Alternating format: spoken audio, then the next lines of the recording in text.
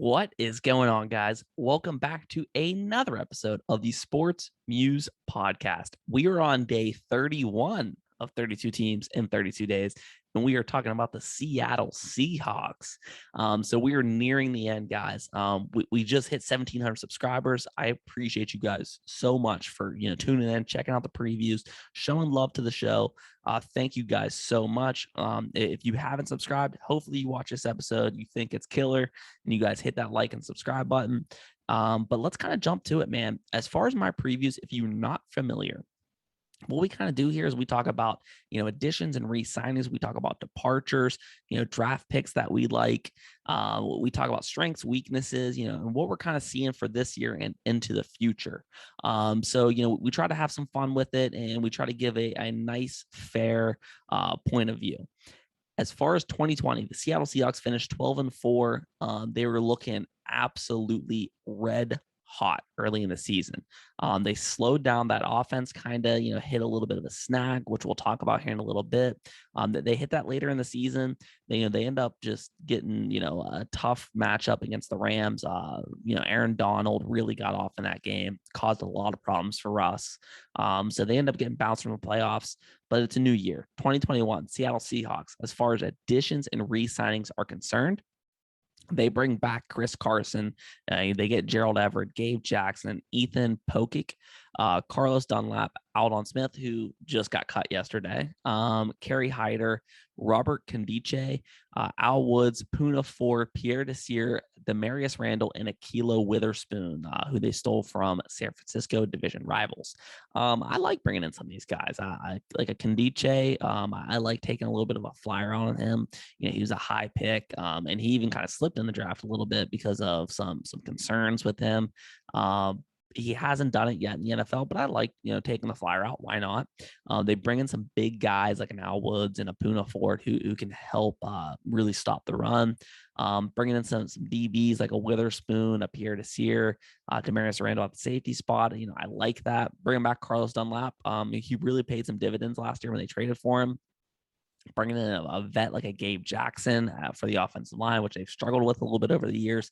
I like that. So as far as additions and re-signings, I really do like some of the guys they brought in. It's not like a killer class, but I think it is a very solid class.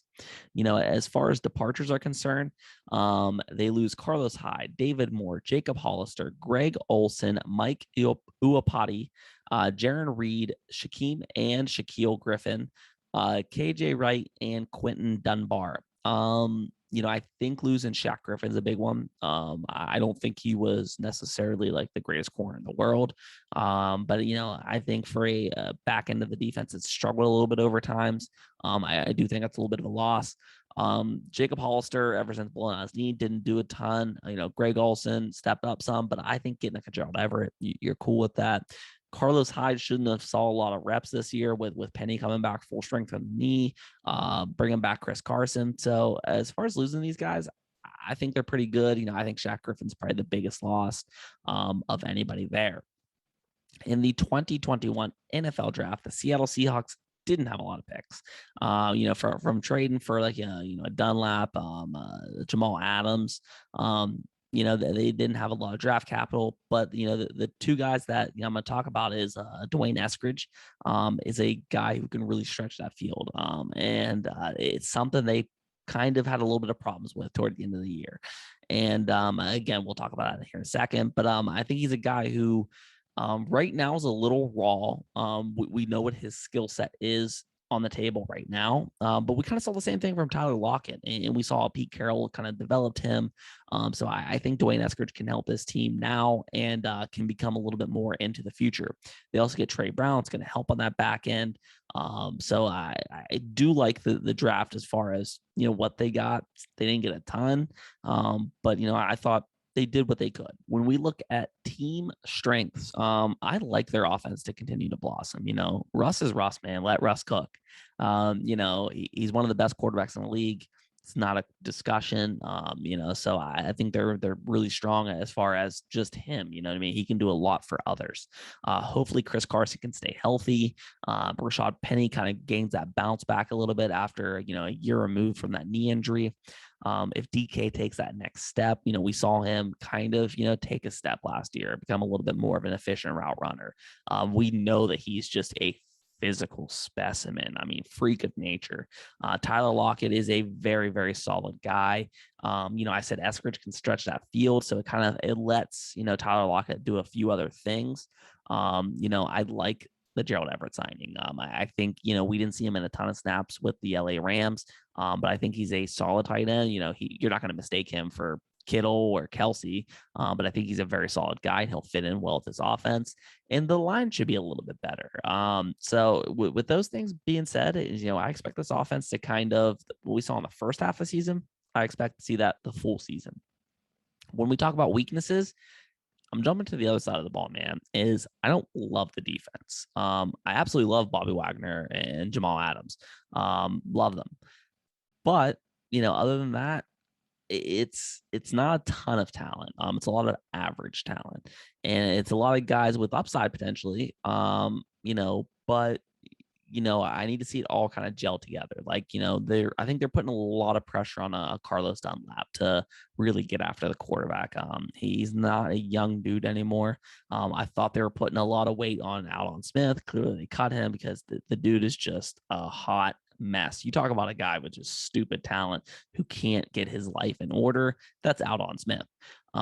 Kerry Hyder, they're putting weight on those guys to really get after the quarterback to kind of protect that back end of the defense. We know Jamal Adams can play toward the line of scrimmage, put a little pressure on. It's just going to be interesting how they I think they're going to have to produce a little bit more pressure than they're going to naturally get. And then how will those DBs hold up? It will be an interesting thing. I don't think their defense needs to be vaunted by any means, but I do think this defense, it needs to be at least average to really keep them in ball games if, for whatever reason, the offense is struggling. As far as biggest question marks, all right, this is going to sound really stupid, but, what will the Seahawks team look like? Obviously. But here's what I mean by that. Just give me a second. We started off with Russ, they're quote unquote letting him cook, right? That was the whole slogan. And then Pete Carroll decided to go, back to that running offense, run on first down, run on second down, Russ get us out of the third and long. That is tough. The thing that's a little bit more tough to me, and they end up changing OCs, is they kind of got figured out. And nothing special is basically the team started playing them with two high safeties. And so they took, DK Metcalf out of just, run and goes and using his athleticism, or Tyler Lockett hit him downfield 40 yards. And so they started playing two high safeties, and the Seahawks couldn't figure out how to beat it. Like I said, which is concerning to me. Now, it was at the OC. I don't know. Usually with a great quarterback like Russ Wilson, he'll kind of take charge and he'll call, audibles at the line of scrimmage, or he'll kind of take charge a little bit. We didn't necessarily see that. So that's kind of concerning to me, that a basic coverage like a cover 2, a cover 4, 2 high safety, whether it's cover 3 robber, doesn't matter. Your team kind of got figured out a little bit. So that's a question mark to me, as how they'll develop out of that, because that should have been a lot of discussion in the offseason. We talked about the defense a little bit, but it's going to be, interesting of how this team, what their identity is for this coming season. Does Pete Carroll continue to let Russ cook, or do we go back to it's, beast mode 2007 football? I don't know. As far as record predictions, man, this is a buzzsaw of a division. I just, talked about the Rams and the Niners in their preview.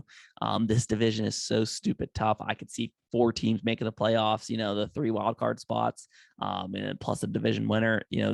This team, is a very good team, man. If they were in the NFC East, I mean, they're clearly going to win the division, even with the other divisions. With this division, I have them third. But I think there's 10-7. I think they make playoffs. I don't think this is a really good team, but it's just, I don't know, man. The Niners are so solid across the board. The Rams, the only hole they've really had over the past few years is the quarterback position. That they shored that up with Matt Stafford. Could the Seahawks win this division? Absolutely. Okay. But as of right now, I have them going 10-7. I have them making a wild card spot. And with this team being a veteran team, just make the dance. We see that all the time with great quarterbacks. Just get in the dance, and then special things can happen. Um, so that's what I'm kind of seeing as far as a record prediction for this team. As far as bold prediction, and this is just insane to me, Russ Wilson has never gotten an MVP vote, which is stupid. I mean, the guy has been high level for a long time. The fact he hasn't received an MVP vote is kind of crazy. So I'm saying my bold prediction is Russ finally gets an MVP vote, and I think he's a dark horse MVP candidate.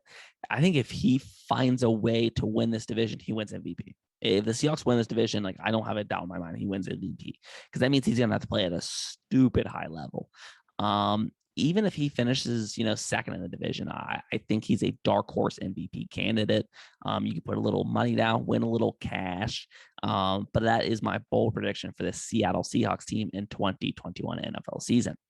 Guys, I told you, I appreciate you guys. 1,700 subscribers, man. It's awesome. If you guys stuck around this long, please click that like and subscribe button. It's the only way we can grow. Just continue to show love and support for this show.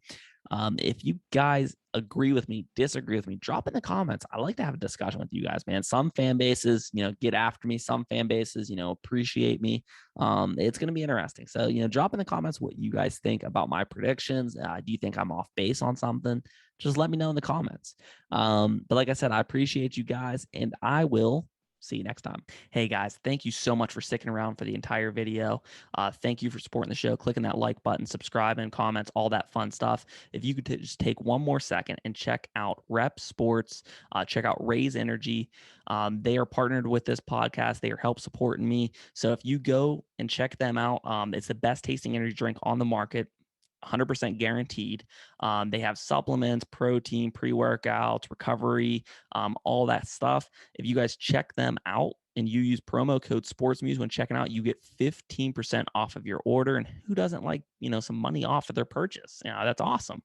So definitely check them out. And like I said, it helps support me. It helps support them. So please check them out, guys. And thank you again so much for sticking around.